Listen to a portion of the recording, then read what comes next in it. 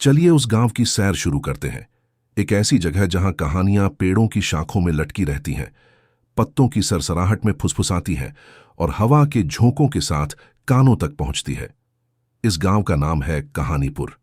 एक ऐसा स्थान जिसे न किसी नक्शे में देखा जा सकता है, न ही जीपीएस पर पाया जा सकता है। ये बस महसूस किया जा सकता है उन लोगों द्वारा जिनका दिल अब भी कहानियों में धड़कता है। कहानीपुर के रास्ते धूल से भरे होते हैं, लेकिन उस धूल में चमक होती है, जैसे किसी पुराने खजाने की परत हो। गांव में प्रवेश करते ही सबसे पहले जो चीज ध्यान खींचती है वह होती है वहां की शांति। कोई हॉर्न नहीं, कोई मशीनों की आवाज नहीं, बस पक्षियों की चहचहाहट और पत्तों की फुसफुसाहट। हर घर के बाहर एक पेड़ लगा हुआ है और हर पेड़ की अपनी पहचान है। किसी के तने पर पुराने अक्षरों में किसी का नाम खुदा है, तो कहीं शाखों पर रंगीन रिबन लटके हैं। इन पेड़ों को लोग सिर्फ पेड़ नहीं मानते, ये उनके परिवार का हिस्सा है। एक घर के बाहर खड़ा था एक पीपल का पेड़, जिसकी शाखाएं जैसे आसमान को छूने की कोशिश में थीं। उस घर में रहती थी दादी अम्मा, 85 साल की उम्र, सफेद बाल, लेकिन आवाज में वही मिठास जो कभी एक लोकगीत में हुआ करती थी। वो रोज उस पेड़ के नीचे बैठती और बच्चों को कहानियां सुनाती। उनके चेहरे की झुर्रियां हर कहानी की एक नई परत थीं। किसी दिन वो बताती कैसे उनके जवानी के दिनों में गांव के मेले में झूला झूलते हुए पहली बार किसी अनजाने ने फूल थमाया था, और किसी दिन वो उस पेड़ की जड़ के पास दबी एक तस्वीर की बात करती। एक ऐसा राज जो सिर्फ पेड़ और वो आगे बढ़ो तो एक आम का पेड़ दिखता है जिसकी शाखों पर बचपन चढ़ा बैठा है। वहां गांव के बच्चे रोज चढ़ते, झूले डालते और गुप्त मीटिंग्स करते थे, जैसे किसी मिशन पर निकले हों।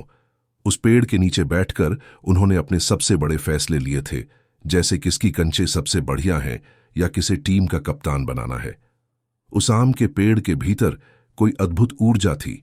वहां बैठने वाले हर इंसान के भीतर कुछ न कुछ उपजता था, ख्वाब, ख्याल या फिर गांव के बीचों बीच एक बहुत बड़ा बरगद था, कहानीपुर का सबसे पुराना व सबसे रहस्यमयी पेड़।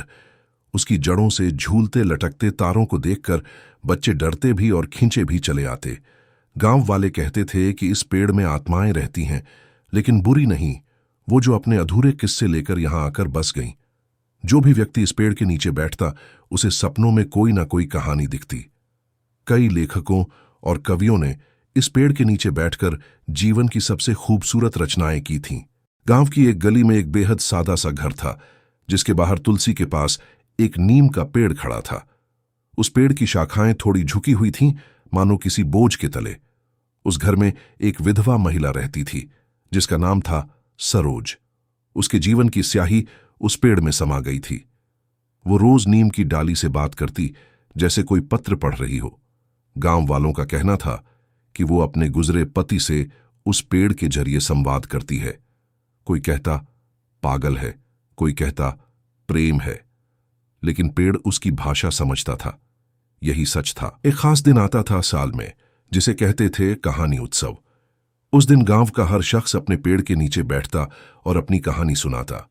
कोई दर्द की कहानी सुनाता, कोई संघर्ष की, कोई प्रेम की और कोई उम्मीद की। उस दिन हवा थोड़ी भारी हो जाती थी, जैसे वो सारी कहानियां समेटकर दूर दूर तक उड़ जाना चाहती हों। कुछ लोग हंसते, कुछ रोते, कुछ बस चुप रह जाते, क्योंकि कहानियां सिर्फ सुनी नहीं जाती, महसूस भी की जाती है। कहानीपुर में वक्त थम जाता था। वहां घड़ी की टिक टिक नहीं सुनाई देती थी। वहां समय पेड़ों की छांव में मापा जाता था। दोपहर की धूप में जब पत्ते चमकते, वो कहानी का चरम होता, और जब शाम की ठंडी हवा चलती तो मानो हर कहानी एक अंत की ओर बढ़ती थी, लेकिन एक ऐसा अंत जो एक नए किस्से की शुरुआत भी होता। कभी कभी बाहर से कोई यात्री आता, शहरों से थका हारा, और उस गांव की मिट्टी में पैर रखते ही कुछ बदल जाता। उसकी सांसों में एक ठहराव आ जाता और वो पेड़ों के नीचे बैठकर अनायास ही बोलने लगता, अपने भीतर के छिपे हुए शब्द, दर्द, भावनाएं। कहानीपुर के पेड़ सिर्फ गांव वालों के ही नहीं थे, वो हर उस आत्मा के साथी थे जो कहने के लिए शब्द खोज रही हो। कुछ पेड़ों के पास खिलखिलाहट बसी होती, कुछ के पास एकांत, कुछ में प्रश्न तो कुछ में उत्तर। और कुछ पेड़ ऐसे थे जिनकी कहानियां अब भी अधूरी थीं, जो किसी यात्री का इंतजार कर रहे थे कि आओ और अपनी बात हमें सुनाओ। क्योंकि कहानीपुर में हर कहानी का स्वागत होता था। कोई भी कहानी छोटी या बड़ी नहीं थी, न सुंदर न बदसूरत, बस सच्ची होनी चाहिए। उस गांव की सबसे बड़ी खासियत यही थी, वहां किसी को बोलने के लिए माइक की जरूरत नहीं होती थी, बस दिल की आवाज और एक पेड़ की छांव। अगर किसी का दिल टूटा होता तो पेड़ उसे सहारा देता, और अगर किसी की आंखों में सपने होते तो पेड़ उन्हें दिशा देता। तो जब कोई तुमसे पूछे कि तुम कौन हो, तो तुम कह सकते हो, मैं उस कहानी का हिस्सा हूं जो अभी उस पुराने पेड़ की जड़ों में पल रही है। कहानीपुर में हर इंसान एक कहानी होता है, और हर कहानी एक पेड़। शायद किसी दिन तुम भी वहां जाओ, अपना पेड़ चुनो और कह दो वो बात जो तुमने अब तक किसी से नहीं कही। बस यही है कहानीपुर, एक गांव जो शायद धरती पर नहीं, लेकिन दिलों में जरूर बसा है।